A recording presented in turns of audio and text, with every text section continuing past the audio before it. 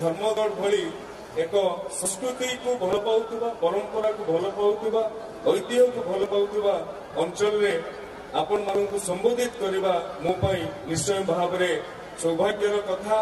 माँ भंडार भरेनकर आशीर्वाद, बाबा बुढ़ा देवंकर आशीर्वाद, बाबा पारदेश्वरंकर आशीर्वाद, भारतवर्षर द्वितीय पारद मूर्ति बाबा पारदेश्वर ये सब मानकर आशीर्वाद आपण मानक उपरे अछि। एवं डोकरी चंचरा जो दुईटी जलप्रपात अच्छी डोकरी देवी को आवाहन करा जाए 150 फुट गोटे जगह पानी पड़ुछि आ गोटे जगह 200 फुट पानी पड़ुछि। एटी डोकरी देवी को आवाहन करा जाउछि एवं जो मंच रे आज उपस्थित अछंती खैत पदर कलाकार माने ताहाकू काठ कंढई तैयारी करू करू एमिति जे सुंदर मंच तैयारी करि देबे। हलधर निहाल को नेतृत्व रे ये जो मंचटी तैयारी करा जाइछि जेते धन्यवाद देले भी कम हेबो। से कंदागढ़र पथर शिल्पी माने हुंतु कि ए अंचल जेते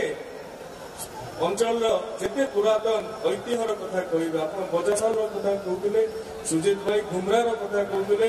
एतर प्रवासी भारतीय दिवस रे प्रवासी मानक स्वागत पई बजासाल और घुमरा को सेमाने एते पसंद करिसंती जे लंडन थारु आरंभ करी अमेरिका पर्यंत, जापान थारु आरंभ करी कतार पर्यंत समस्त प्रवासी कहिकी जाइसंती जे आपण संस्कृति मंत्री मते कहिकी जाइसन जे हमर जेते बेले आमे सेठी भारतीय समाज माने उत्सव पालन करिबु निश्चित भाव रे ए कलाहांडी रो बजासाल घुमरार शब्द सेठी कंपित होवार आवश्यकता अछि।